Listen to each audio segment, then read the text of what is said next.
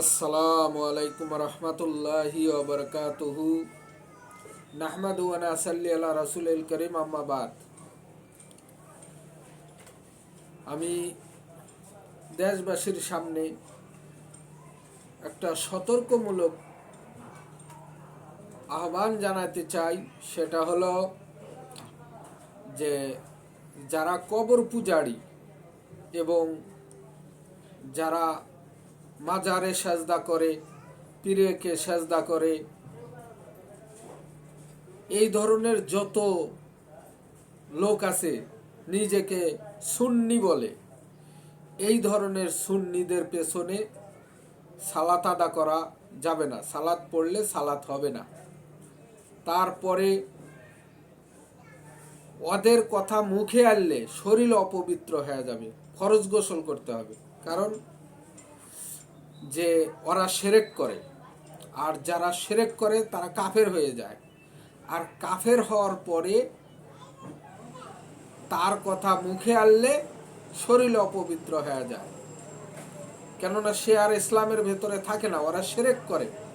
ওরা আল্লাহ ব্যতীত মানুষকে সাজদা করে, মাজারকে সাজদা করে, পীরকে সাজদা করে। যারা সাজদা করে তারা শিরক করে।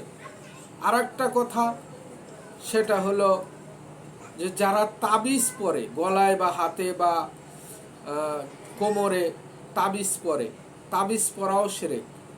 আর যারা তাবিজ পরে তারা যদি চায় যে মুসলিম হব, তাবিজ অবস্থায় কালেমা পড়লেও সে মুসলিম হতে পারবে না, কেননা সে অপবিত্র। আর তাবিজ পরা হলো শিরক। আর এই শিরক অবস্থায় সে আল্লাহর উপরে যদি ঈমান আনে, তার ঈমান আনা হবে না। তাবিজ কেটে ফালায় দিতে হবে, তারপরে সে ঈমান আনলে ঈমান আনা হবে। তাহলে তাবিজ পরা অবস্থায় যদি ঈমান না আনা যায়, মুসলিম না হওয়া যায়,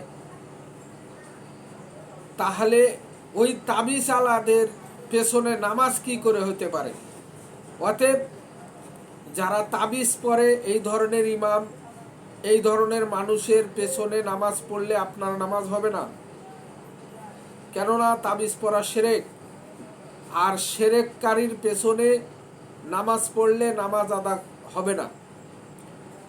এই জন্যে বেশিরভাগ দেখা যায় আমাদের বাংলাদেশে যারা নিজেকে সুন্নি বলে, আসলে তারা সুন্নি না, কিন্তু নিজেকে যারা সুন্নি বলে, এই ধরনের সুন্নিদের পেছনে নামাজ পড়া যাবে না। কেননা ওরা তাবিজ পরে আর ওরা সাজদা করে।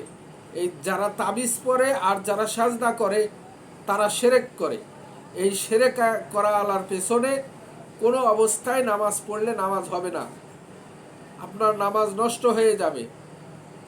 আর এমনকি যারা শিরক করে, এই ধরনের যারা আলেম আছে, মানে নিজেকে সুন্নি বলে, এই ধরনের যারা যতগুলো আলেম আছে, এই আলেমদের পেছনে নামাজ হবে না তো হবেই না। ইয়াদের কথা যদি আপনার মুখ দিয়ে উচ্চারণ করেন, তা আপনার শরীর অপবিত্র হয়ে যাবে। আপনার ফরজ গোসল করতে হবে, আপনাকে ওযু করতে হবে, না হলে আপনার শরীর পবিত্র হবে না। যে শুয়ার আছে না, শুয়ার তো কোরআনে আসছে যে শুয়ার খাওয়া নিষেধ, শুয়ার খাওয়া হারাম। কিন্তু শুয়ারের কথা বলা যাবে মুখে, কারণ কোরআনে আসছে। কিন্তু ওদের কথা তো আর কোরআনে আসে নাই।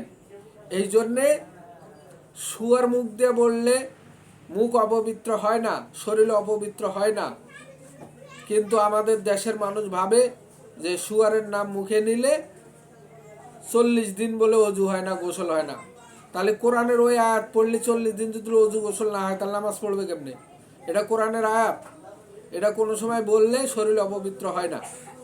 কিন্তু যারা নিজেকে সুন্নি বলে আর শিরক করে, তাবিজ পরে, কবর পূজা করে, মাজার পূজা করে, এই ধরনের লোকদের কথা মুখে আনলে শরীর অপবিত্র হবে, আপনাকে ফরজ গোসল করতে হবে। কিন্তু শুয়ারের নাম নিলে ওরা শুয়ারের চেয়েও খারাপ। কেননা শুয়ারের কথা আল্লাহ কোরআনে আসছে, কোরআনে নিয়ে আসছে, বলছে শুয়ার খাওয়া হারাম। তো ওদের কথা তো কোরআনে আসে নাই, এই জন্যে ওদের কথা বললে শরীর অপবিত্র হয়ে যাবে। কেননা ওরা শিরক করে, ওরা আল্লাহকে অপমান করে, আল্লাহকে ছোট করে, খাটো করে।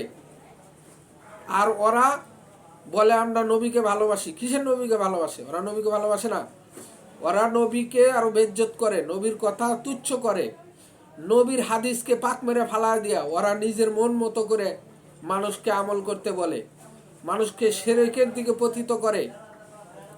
তে ওদের কথা মুখে আনলে আপনার শরীর অপবিত্র হয়ে যাবে, আপনাকে গোসল করতে হবে, ওযু করতে হবে। তো আপনারা সাবধান হয়ে যান, যারা দিনী ভাই, যারা কোরআন হাদিস মানেন, যারা আল্লাহকে সাজদা করেন আর রাসূলকে ভালোবাসেন, রাসূলের প্রত্যেকটা সুন্নতকে যারা বাস্তবায়ন করেন, তাদেরকে আমি বলবো যে আপনারা ওদের সাথে কথা বলবেন না, ওদের পেছনে নামাজ পড়বেন না, ওদের থেকে সাবধান থাকবেন। ওরা আপনার শরীরে ঘ্যাস দিলে আপনার শরীর অপবিত্র হয়ে যাবে।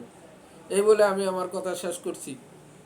সুবহানাকা আল্লাহুম্মা বিহামদিকা ওয়া আশহাদু আল্লা ইলাহা ইল্লা আনতা ওয়া আতুবু ইলাইকা। আসসালামু আলাইকুম।